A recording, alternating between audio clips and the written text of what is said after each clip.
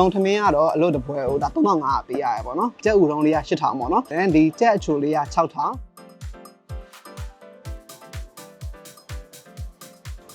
ကြက်ဥကတကယ်မိုက်တော့ရမိုက်တယ်လုံးဝညှင်းနှမ်းမရှိဘူးတော်တော်ကောင်းတယ်စားရလားကျွန်တော်လုံးဝပါစင်နဲ့အရဆိုရင်ညှင်းတစ်ပွဲလုံးတော်တော်ကြိုက်တယ်ပေါ့နော်မှတ်ပြပေးမိရကဲရမ်းကြိုက်တယ်ပေးရစီနဲ့ကျွန်တော်တန်တဲ့လို့တော်မြင်တယ်ပေါ့နော်အပြင်သားကကျွတ်ရွရွလေးနဲ့တွင်းသားနူးညံ့လေးနဲ့ရမ်းစားလို့ကောင်းတယ်ပေါ့နော်။လုံးထမင်းနဲ့လုံးဝဆော်ရီနဲ့ကလုံးဝကတ်တီပဲ။ရမ်းလိုက်တယ်။ဗလာကြီးပြတဲ့ကြီးများအားလုံးပဲမင်္ဂလာပါခင်ဗျာ။ကျွန်တော်ကဒီနေ့မှာဆိုရင်ပေါ့နော်တိုးစရာအစုံလေးနဲ့ဇလုံးထမင်းကို share ဆွဲချင်တာနဲ့ကျွန်တော်အခုတာမွေမြို့နယ်152လမ်းမှာရှိတဲ့ on time ဆိုရဲဇလုံးထမင်းဆိုင်လေးရောက်ရှိနေပါတယ်။ဒီဆိုင်မှာဆိုရင်တိုးစရာကြီးအများကြီးပေးတဲ့အပြင်ရတာရတကယ်ကောင်းတယ်လို့ကြားရတယ်ပေါ့နော်။အဲ့တော့တကယ်ကောင်းမကောင်းကတော့ကျွန်တော်တို့လိုက်ကြည့်ပေးပါဦးခင်ဗျာ။အဲ့ဆိုရင်မီနူးတွေဘာရှိတယ်ကျွန်တော်တို့လိုက်ကြည့်ရအောင်။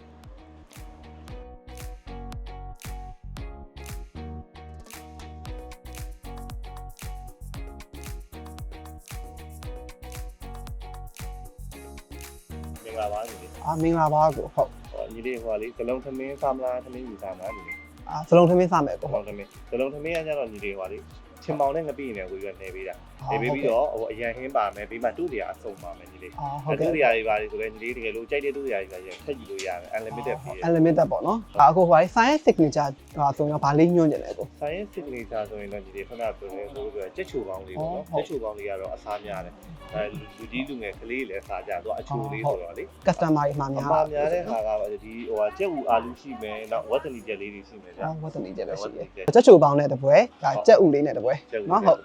ဟိုအေးတို့ရေတန်းတို့မအောင်လားဟောအေးရဘာကြီးရလဲကိုအေးရပင်မဲ့တို့ကီဝီတို့စတော်ဘယ်ရီတို့ဘလူးဘယ်ရီတို့အဲ့လိုလေးတွေရတယ်ဗျဟုတ်ကျွန်တော်ဟိုပင်မဲ့နဲ့တပွဲဟုတ်ပင်မဲ့လေးပင်မဲ့တစ်ခွက်ပေါ့နော်ပင်မဲ့တစ်ခွက်ဟုတ်ကဲ့နောက်ပြီးတော့ဟိုရေတန်းတို့ဘာလို့ယူမလားရေတန်းမယူတော့ဘူးကိုရဟုတ်နော်ဟုတ်ကဲ့ပါကလေးပေးလိုက်မယ်ဗျကလေးနဲ့ဟုတ်ဟုတ်ကဲ့ကိုကျေးဇူးပါဆောင်းနေလိုက်မယ်နော်ဟုတ်ကဲ့ပါဟုတ်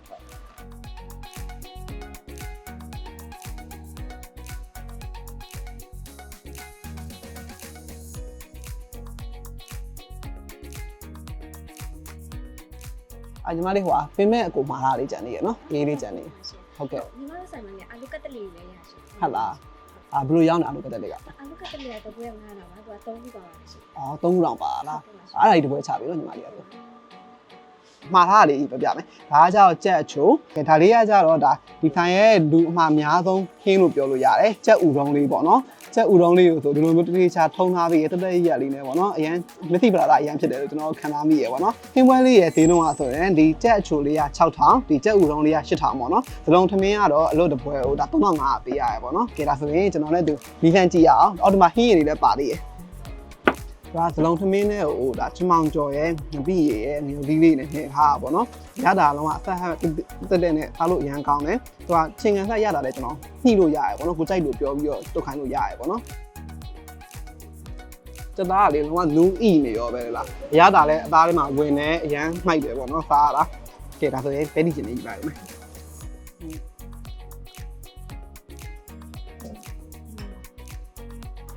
ဟင်းရည်ထဲမှာတို့ဒီလိုမျိုးရွက်လေးပါတယ်ပြကြတဲ့လေးပါတယ်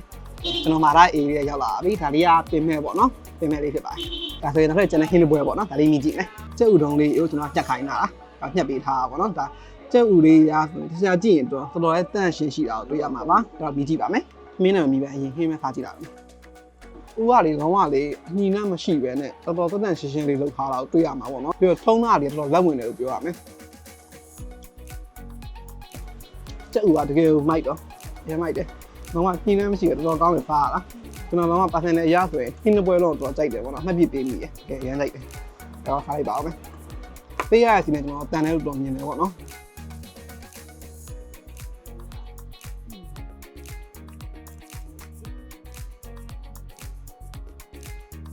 ကျွန်တော်မှာထားတဲ့ပင်မဲ့ဖြော်ရည်လေးပါဒါမြည်ကြည့်ပါမယ်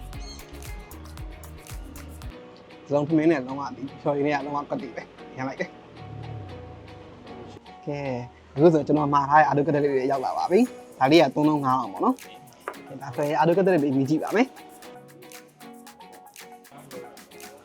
ဒါအာဒုကတက်လေးကိုလည်းပူပူလေးလေးစားမှာဖြစ်ပါတယ်ဒါဆိုရင်အာဒုကတက်လေးကိုအချင်းနဲ့တူစားလိုက်အောင်မယ်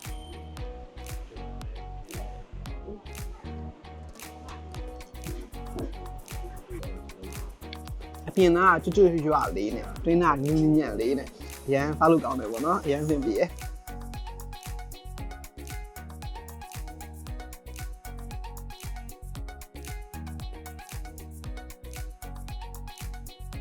လို့လိုပဲမြင်ရတဲ့အတိုင်းပဲပေါ့နော်ဒီဆိုင်ကဆိုရင်ပေးရတဲ့ဈေးနဲ့ဒါပြင်ရတဲ့အရာဒါပါဝင်တဲ့ portion ကအရန်